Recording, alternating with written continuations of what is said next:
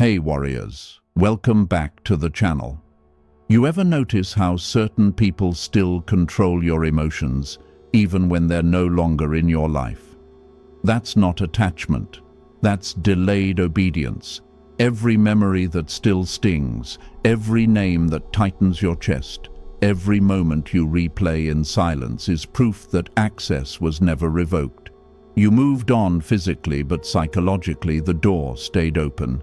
They trained you to believe letting go makes you cold, that detaching means you've failed to heal. But that story was never about your well-being. It was about keeping you reachable. Because as long as people, pain, and the past have access to you, your mind remains breakable. Fear is where this begins. Fear of loneliness, fear of emptiness, fear that if you detach, you'll lose your humanity. But the truth is darker and simpler. Attachment is how control survives long after contact ends. You're not haunted by the past. You're still obeying it. Before we go any further, pause and subscribe. Not out of habit, out of intent. Because what follows will dismantle emotional conditioning most people spend their entire lives defending. Think about how often a single memory can change your entire mood. One thought and your posture shifts, one reminder and your focus collapses. That's not sensitivity, that's vulnerability. A mind that reacts on command is a mind that can be steered, and anything that can be steered can be used.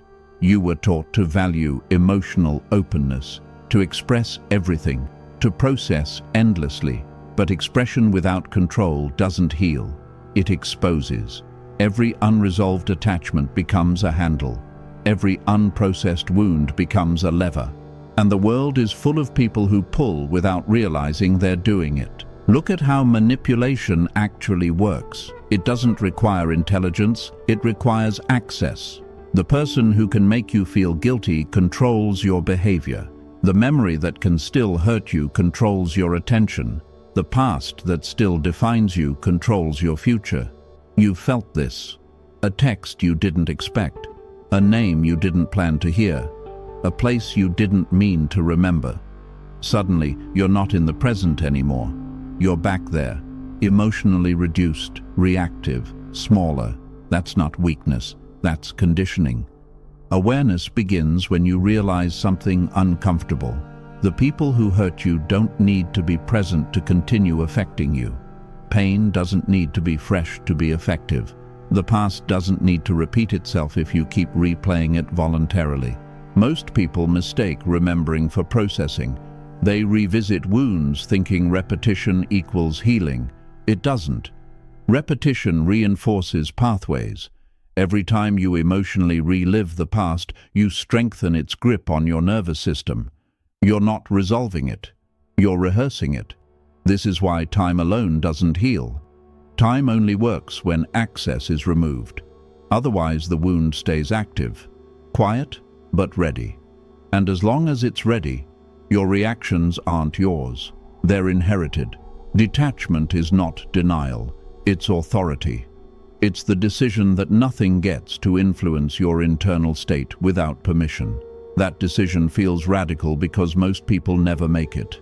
They live in reaction mode, calling it authenticity. Authenticity without control is exposure, and exposure is exactly what keeps the mind breakable. Exposure feels honest, but honesty without boundaries is vulnerability. And vulnerability, when unmanaged, becomes a permanent invitation. An invitation for people, memories, and old pain to step back in whenever they choose. You don't notice it at first. You just feel tired, reactive, drained by things that shouldn't have power anymore. Machiavelli understood that power is impossible when the mind is easily moved by external triggers. A ruler who reacts is already ruled. The same is true internally. If your mood can be hijacked by a memory, you're not in command. If your behavior shifts because of guilt, you're not free. If your past can still dictate your present, your mind is occupied territory. This is where most people get trapped. They believe detachment means pretending nothing hurt, so they cling to pain as proof of depth. They keep wounds open because they confuse suffering with meaning. But pain doesn't make you profound, it makes you predictable. Predictability is what manipulators rely on. Think about how often guilt overrides logic. You know a relationship is unhealthy, but you stay because you owe them. You know a conversation will reopen old wounds, but you engage because it feels wrong to ignore it. Guilt doesn't ask if something is good for you. It asks if you'll comply. And compliance feels virtuous until it destroys your stability. Machiavelli warned that men are driven by love and fear. Guilt sits at the intersection of both. You fear being seen as cold. You fear being unloved. So you keep access open. You stay reachable.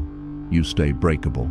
Detachment begins the moment you stop confusing emotional availability with moral worth. You don't owe everyone access to your inner world. You don't owe explanations to people who misuse them. And you don't owe loyalty to memories that keep you trapped in old versions of yourself.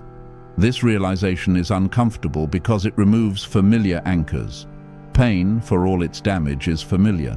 It gives you a story, a reference point. Detachment removes that story. It creates silence. And silence scares people who've built their identity around reaction. At first, detachment feels like loss. You'll notice the absence of emotional intensity. The drama fades. The internal noise quiets. This can feel empty if you've mistaken chaos for aliveness. But emptiness is not weakness. It's space. Space is where control returns. You start observing instead of reacting. When a thought arises, you don't chase it. When a memory surfaces, you don't relive it. You let it pass. This isn't suppression. Suppression fights emotion. Detachment ignores it. And what you ignore loses influence. The past thrives on attention. Starve it, and it weakens. People who once had emotional power over you begin to feel distant, not because they changed, but because access closed. They can no longer reach the version of you that responded on cue. This is the first real taste of empowerment, not confidence, not relief. Control. The kind that doesn't announce itself. The kind that shows up as calm when provoked, as silence when baited, as restraint when guilt tries to pull you back. You're not becoming heartless, you're becoming selective. And selectivity is the foundation of an unbreakable mind. Selectivity sharpens your awareness. You start noticing how often people rely on emotional reactions to maintain influence. A raised voice, a disappointed tone, a reminder of everything we've been through. These are not conversations. They're triggers, and triggers only work on minds that still grant access. Machiavelli understood this instinctively. Influence doesn't require force when emotion does the work for you. The person who can make you feel guilty controls your timing. The memory that can still hurt you controls your attention. Detachment removes both levers at once. At this stage, resistance appears from within. Your mind will argue that detachment is avoidance, that you're running from pain instead of facing it. But facing pain doesn't mean inviting it to live rent-free in your nervous system. Facing pain means acknowledging it without giving it authority. Authority is what you're reclaiming. Notice how often your body reacts before your thoughts do. Tight shoulders, shallow breath, a sudden drop in focus. These are learned responses. They were trained by repetition. Detachment retrains them by interruption. You break the loop by refusing to complete it. No reaction, no rehearsal, no reward. This is why detachment feels unnatural at first. Reaction has been rehearsed for years. Control has not. But control is a skill, not a trait. And skills improve with practice. Each time you choose not to engage, you weaken the old pathway. Each time you choose silence over response, you strengthen a new one. People may test this change. They'll escalate. They'll push harder. They'll accuse you of being different, of being distant, of being cold. These accusations are confessions. They reveal how much access they expected to have. When access disappears, entitlement protests. You don't argue. Argument reopens the door. You remain consistent. Consistency teaches faster than explanation. Over time, the testing stops. Not because they understand you, but because the old buttons no longer work. This is where the past begins to lose its emotional charge. Memories still exist, but they arrive without force. They feel flatter, less urgent, less personal. This is not forgetting, it's reclassification. The past moves from command to archive. You start experiencing the present more fully. Not because it's more exciting, but because it's no longer crowded. Fewer emotional intrusions, fewer internal debates, more attention available for what's actually in front of you. Presence is a side effect of detachment. Machiavelli would recognize this as internal consolidation. Power isn't gained only by expansion. It's gained by securing what you already have. You're securing your mind, reducing points of entry, closing vulnerabilities that once invited manipulation. This consolidation creates a subtle shift in how you carry yourself. Your reactions slow, your words become fewer, your decisions feel cleaner. You don't rush to fill silence. Silence works for you now. It gives others room to reveal themselves. You also begin to trust your judgment again. Not because it's perfect, but because it's no longer distorted by emotional noise. You can assess situations without the past whispering instructions. You can choose without guilt voting against you. This is the foundation of the unbreakable mind. Not invincibility, independence. Independence from triggers, from old wounds, from people who only had power because you allowed it. And once independence is established internally, the next phase becomes possible, where detachment stops feeling like effort and starts feeling like default. That default is calm. Not the calm of indifference, but the calm of command. You're no longer scanning the environment for emotional threats. You're no longer bracing for memories to ambush you. The mind settles when it knows nothing outside it has authority. And when the mind settles, clarity returns. Clarity changes how you interpret pain. Pain is no longer an enemy to fight or a story to repeat. It becomes a signal, information, something that happened, not something that defines. Most people remain trapped because they personalize pain. They build identity around it. They say, "This is who I am because of what happened." That sentence keeps the wound alive. Detachment ends that sentence mid-thought. Machiavelli understood that identity is a lever. Once someone defines themselves by a loss, an injustice, or a betrayal, they can be controlled through it forever. The memory becomes a pressure point. Detachment removes pressure points by refusing to let history speak louder than intention. You begin to notice how often people try to pull you back into old roles. They reference who you used to be, what you used to tolerate, how you used to react. This isn't nostalgia, it's calibration. They're checking whether the old version still exists. Detachment answers without words. At this stage, the temptation to explain will arise, to clarify that you're not angry, that you're not bitter, that you've just changed. Resist it. Explanation is an attempt to manage other people's emotions. That work is endless. Silence sets boundaries faster. This doesn't mean you become hostile. You become neutral. Neutrality is powerful because it offers nothing to push against. Those who relied on emotional friction lose interest. Those who respect boundaries adjust. Detachment filters without confrontation. Your internal dialogue continues to simplify. Fewer what-ifs, fewer imagined conversations, fewer rehearsals of past moments.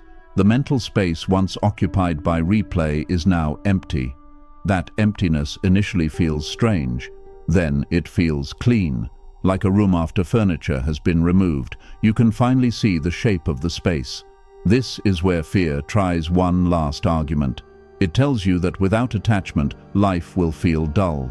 That intensity comes from pain. That meaning requires suffering. These beliefs are common because they justify emotional addiction. But intensity is not depth. Chaos is not meaning. Detachment doesn't remove feeling. It removes compulsion. You still care. You just don't cling. You still remember. You just don't relive. You still connect. You just don't depend. That distinction changes everything. Machiavelli would recognize this as strategic restraint, the ability to engage without entanglement, to observe without absorbing, to act without reacting. This restraint creates unpredictability. People can't read you the way they used to. They don't know which buttons work, because none do. As this settles, your nervous system adapts. Triggers lose speed, emotional spikes flatten, recovery becomes faster. What once ruined your day now barely registers. This isn't suppression. Suppression delays reaction. Detachment prevents it. You also become more deliberate with who you allow close. Proximity is power. The closer someone is, the more influence they have. You choose proximity intentionally now. Not everyone earns it. Not everyone needs it. This selectivity protects your internal order. With fewer emotional leaks, energy consolidates. You feel less drained by people, less exhausted by memory, less scattered by thought.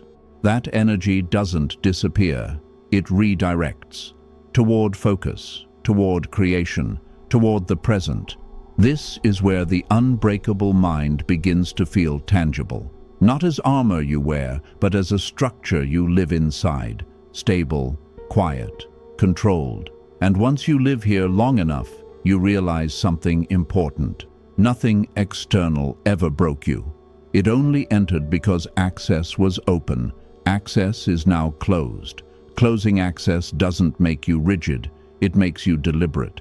You stop reacting to everything that knocks. Not every thought deserves attention. Not every feeling deserves expression. Not every person deserves proximity. This discernment is what most people mistake for coldness, because they've never experienced internal order. Internal order changes how you experience conflict. Conflict no longer pulls you into emotional spirals. You don't rush to defend yourself. You don't chase validation. You let misunderstandings exist without correcting them. This restraint unsettles people who relied on your reactions to feel relevant. Machiavelli understood that restraint is a form of dominance. The one who reacts reveals their position. The one who waits controls the tempo. Tempo determines outcomes. You're no longer playing at the speed of your triggers. You're setting your own pace. At this midpoint, anchor what you're building like this. Not for approval. To mark the moment you chose restraint over reaction and authority over exposure. As detachment deepens, you notice how many relationships were maintained by emotional labor. Constant reassurance, constant availability, constant explanation. When you stop providing that labor, some connections weaken. That's not loss, it's revelation. They weren't built on mutual respect. They were built on access. You don't chase those connections back. Chasing would reopen doors you deliberately closed. Instead, you let distance do its work. Distance clarifies intent. Those who value you adapt. Those who valued access disappear. The sorting happens quietly, without confrontation. Your sense of self stabilizes further. You're no longer defined by reactions or roles assigned by others. You don't need to be the fixer, the empath, the one who understands everyone. Those identities were burdens disguised as virtues. Detachment frees you from them. You also begin to see how pain once gave you a sense of identity. Stories you told yourself about who you were because of what happened. Detachment dissolves those stories, not by erasing the past, but by refusing to let it narrate the present. You're no longer a character in an old chapter. You're the author of a new one. This shift can feel disorienting. Without old narratives, the mind searches for footing. That's normal. You're transitioning from memory-driven living to intention-driven living. Intention requires clarity. Clarity requires silence. Silence requires detachment. In that silence, you hear yourself again, not the reactive voice shaped by fear or guilt, but the steady one beneath it. The one that knows when to move and when to wait. The one that doesn't need to prove anything. This is the voice Machiavelli would trust. Your behavior reflects this trust. You choose words carefully. You don't overcommit. You don't overpromise. You don't overshare. Each of these overs was a leak. You're sealing them now. Sealed systems are resilient systems. People begin responding to you differently. Less testing, more respect. Not because you demanded it, but because you no longer reward disrespect with engagement. Engagement is currency. You spend it wisely. As empowerment takes root, detachment stops feeling like effort. It becomes default. You don't have to remind yourself not to react. Reaction simply doesn't arise as often. The old pathways are weakening. New ones are solidifying. This is the quiet proof that the mind is adapting, not numbing itself, but reorganizing around control. And with control established, the final phase approaches, where detachment becomes not just a defense, but a source of strength that shapes everything you touch. That strength doesn't feel aggressive. It feels grounded. You're no longer bracing against the world. You're standing inside yourself. When something tries to provoke you, it meets structure, not softness. Structure doesn't argue. It absorbs and redirects. You start noticing how often people try to regain access indirectly, through nostalgia, through guilt-laced concern, through checking in. These attempts aren't malicious most of the time. They're habitual. People reach for what used to work.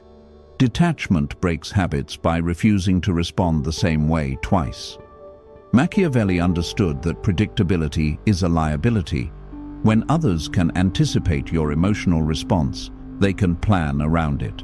Detachment restores unpredictability, not chaos, but controlled variance. You respond when it serves you. You remain silent when it doesn't. That selectivity shifts power immediately. Your internal reactions continue to slow. There's a pause now between stimulus and response. In that pause, you choose. Choice is freedom. Most people live without it, mistaking impulse for authenticity.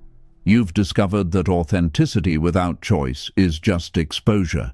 This pause also changes how you experience pain. Pain still registers, but it no longer spreads. It doesn't hijack your day. It doesn't rewrite your narrative. It arrives, communicates, and leaves. This containment is not suppression. Suppression traps pain inside. Detachment lets it pass through without sticking. You also begin to see how much of your past suffering came from expectations you never consciously chose. Expectations of loyalty, of reciprocity, of closure. Detachment dissolves expectations by replacing them with boundaries.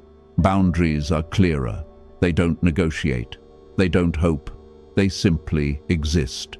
As boundaries stabilize, your energy returns, not in bursts, but steadily.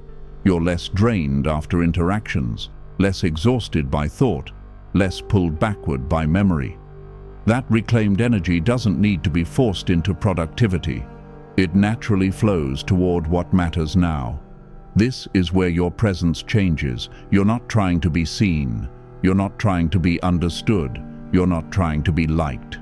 Those efforts once consumed enormous emotional bandwidth.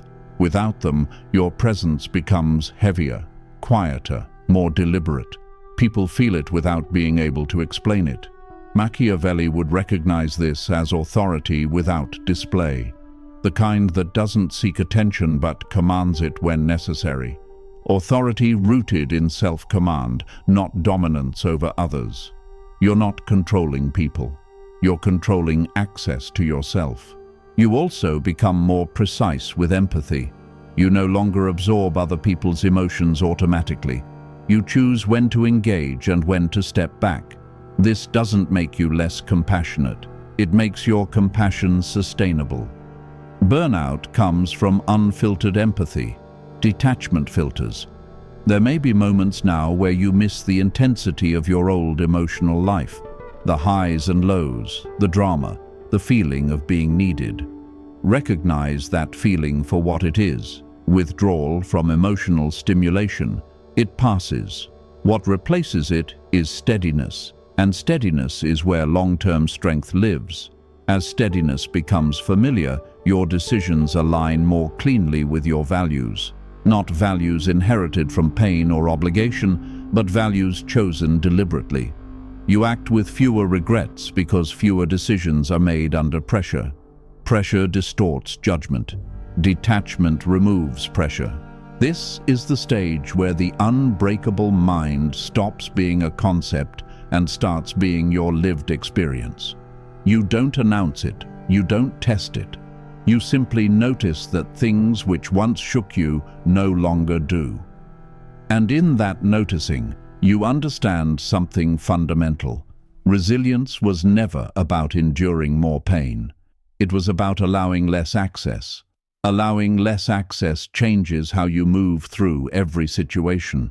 You're no longer scanning faces for approval or bracing for rejection. You enter rooms without emotional debt. You leave conversations without unfinished business. This neutrality isn't emptiness, it's freedom from hooks. People sense this quickly. Some are drawn to it, others are unsettled by it. Those who relied on emotional leverage feel it slipping. They may try to provoke clarity, demand explanations, or manufacture urgency. You don't comply. Compliance would reopen the channel. Silence keeps it closed. Machiavelli understood that those who cannot be rushed cannot be ruled. Urgency is one of the oldest tools of control. We need to talk now. This can't wait. If you cared, you'd respond. These phrases are designed to bypass choice. Detachment restores it. You decide the timing, you decide the response, or you decide there will be none. Your internal world continues to simplify. You stop carrying other people's expectations as if they were obligations. Expectation without agreement is just pressure. You didn't sign for it. You don't honor it. This alone dissolves a lifetime of unnecessary stress. You also notice how memory behaves differently now. It still surfaces, but without the emotional surge. The images feel flatter, the edges dull. This isn't forgetting, it's deactivation. The memory exists, but it no longer recruits your nervous system. It can't move you the way it once did. This deactivation is what most people think they're chasing when they talk about healing, but healing doesn't come from revisiting wounds endlessly. It comes from removing their authority.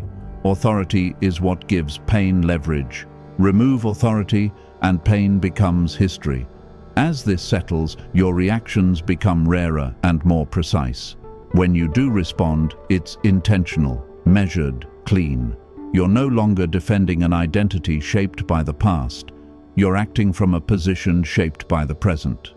That difference is felt immediately by others. Machiavelli would recognize this as strategic clarity. You're not reactive, you're selective. You don't need to dominate conversations to control outcomes.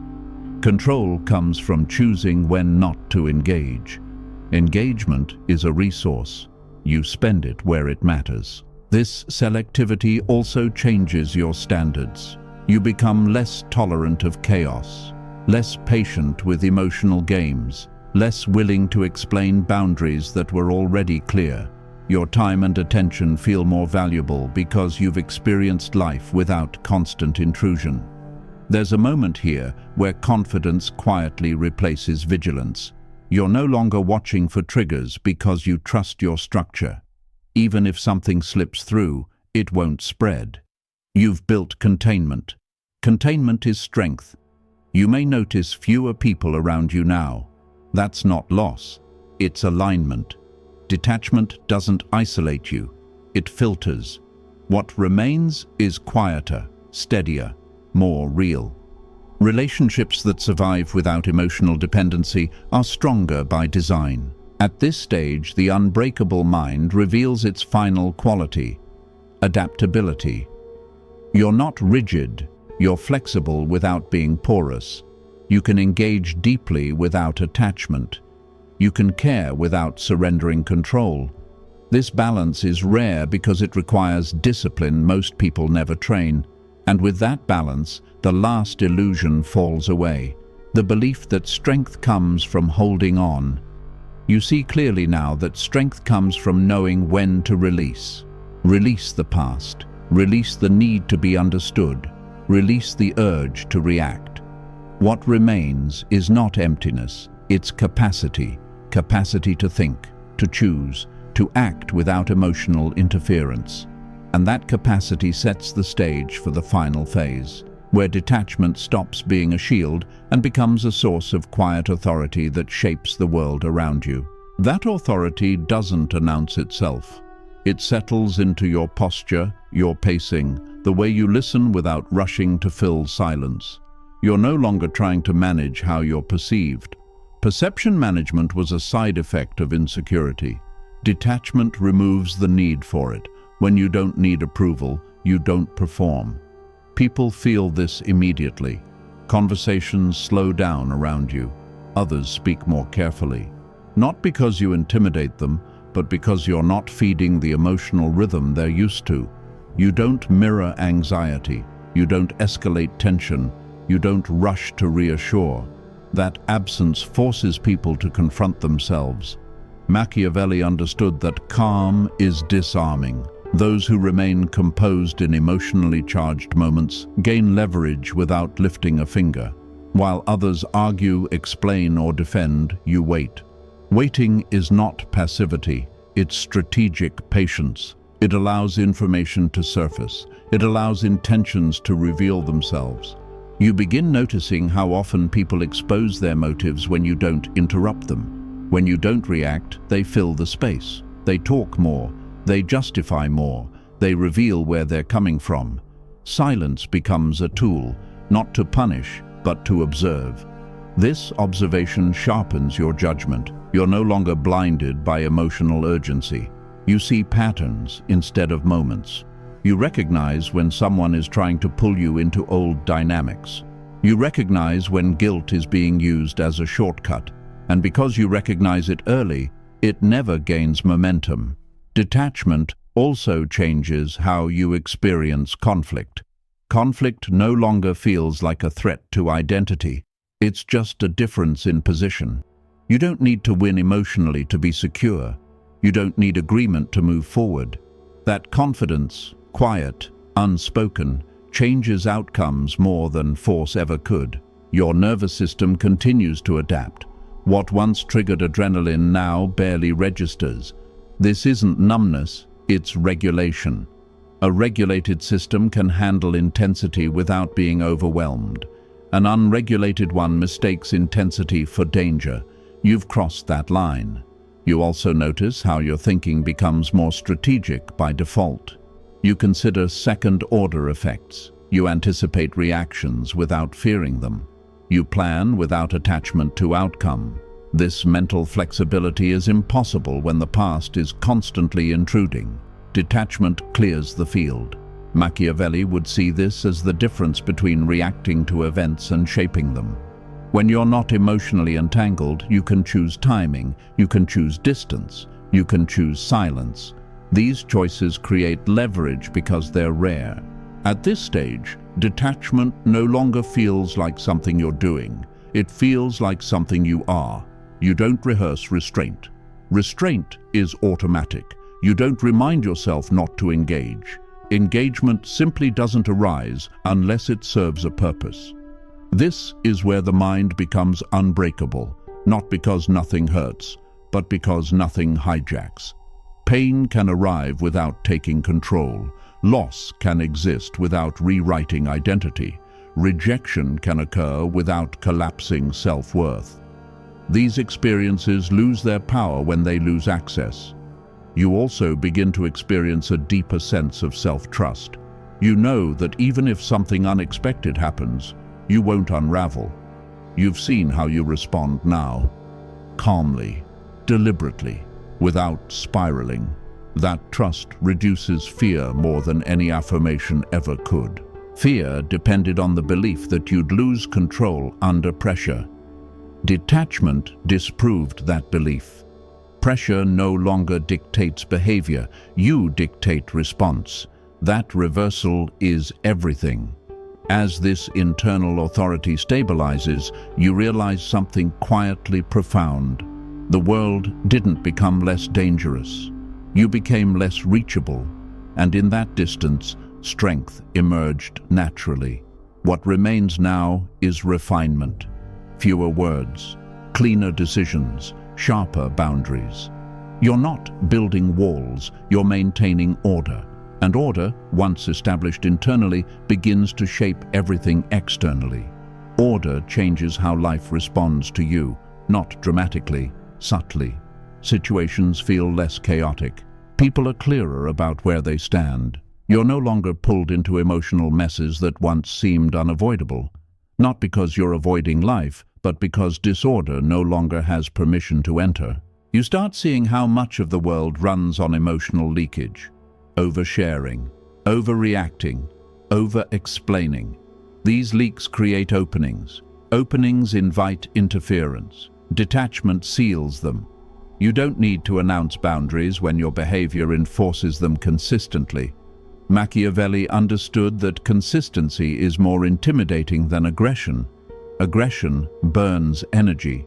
Consistency conserves it. When people know you won't react the way they expect, they stop testing. When they know you won't be rushed, they adjust their timing. When they know you won't absorb guilt, they stop offering it. This doesn't make you isolated. It makes your interactions cleaner. Conversations have purpose. Relationships have shape. You're no longer entangled in emotional ambiguity. Ambiguity is where manipulation thrives. Clarity starves it. You also notice how rarely you feel the urge to revisit the past now. Not because you're suppressing it, but because it no longer feels relevant. The past doesn't compete with the present when the present is ordered. Memory loses its pull when it no longer offers emotional payoff. This is where many people would expect some grand emotional payoff. Relief, joy, catharsis. Instead, what arrives is steadiness, a baseline calm that doesn't spike or crash. This steadiness is unfamiliar to people addicted to emotional intensity. They mistake it for emptiness. It isn't. Steadiness is capacity. Capacity to handle pressure. Capacity to think long-term. Capacity to act without emotional distortion. This capacity makes you reliable to yourself first. Self-reliance is the quiet core of authority. Machiavelli would recognize this phase as consolidation of power, not expansion, not conquest, consolidation. You're not seeking more control, you're protecting what you've built. Protection requires vigilance, not paranoia. Awareness, not anxiety. Your awareness is sharp now. You recognize when something threatens internal order. You don't panic, you adjust, you don't overcorrect. Overcorrection is fear disguised as action. You move proportionally. That proportionality keeps systems stable.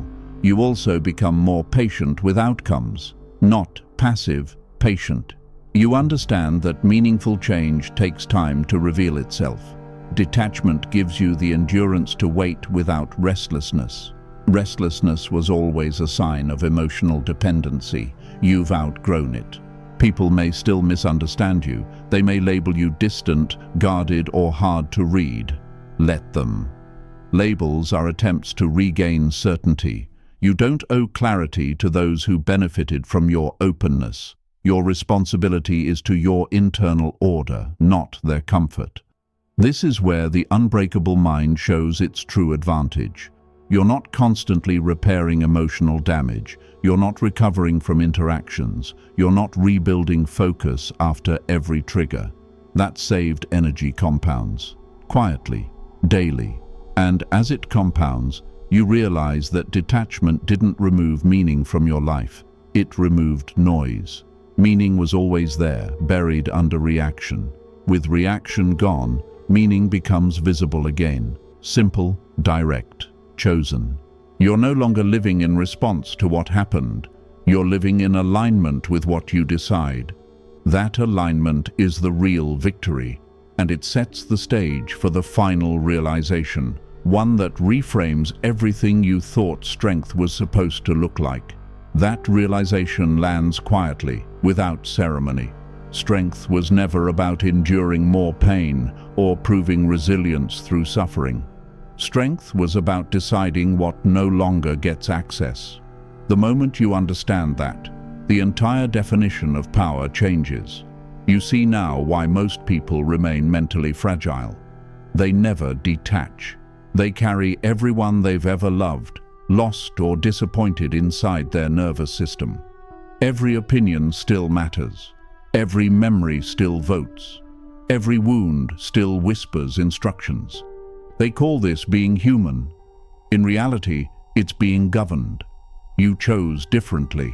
You didn't erase the past, you demoted it. You didn't harden your heart, you disciplined it. You didn't isolate yourself, you insulated yourself. Those distinctions matter. They separate emotional maturity from emotional obedience. Machiavelli understood that the greatest threat to authority is internal disorder.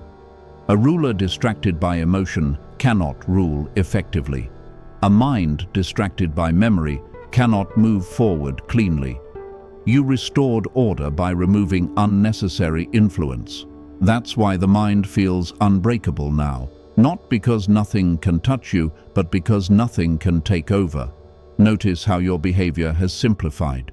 You don't argue with reality. You don't chase explanations. You don't seek validation for boundaries. You act or you don't. Both are choices now, not reactions. Choice is the final form of freedom. You also recognize that detachment didn't make you less compassionate. It made your compassion precise. You help where it strengthens. You step back where it enables dependency. You no longer confuse saving others with sacrificing yourself. That confusion destroyed more people than cruelty ever did. The world still tests you. It always will. Old patterns resurface. Familiar names appear. Emotional bait gets offered. But now there's space between the offer and the response. In that space, you decide. And because you decide, the test fails. This is the unbreakable mind Machiavelli would respect. Not loud, not aggressive, not performative, quiet, ordered, selective, immune to guilt, resistant to urgency, unimpressed by manipulation. You no longer need to prove detachment. You live it. It shows in how you wait, in how you walk away, in how little you explain. People feel it even if they don't understand it, especially then. And here's the final truth most never reach. Detachment doesn't make life smaller. It makes it clearer. When fewer things have access to you, what remains matters more. Focus sharpens. Intent strengthens. Direction stabilizes. You didn't lose yourself by letting go. You found yourself beneath the noise. Carry this forward as a discipline, not a moment. Maintain the boundaries. Protect the silence. Review access regularly. Because the mind, like any system, stays strong only when it's governed deliberately. And before you go, seal this shift. Subscribe and comment or share what changed in how you see detachment now. Not to announce growth, but to mark the moment you stopped letting people, pain, and the past dictate your inner world. Because once you build an unbreakable mind, nothing external ever rules you again.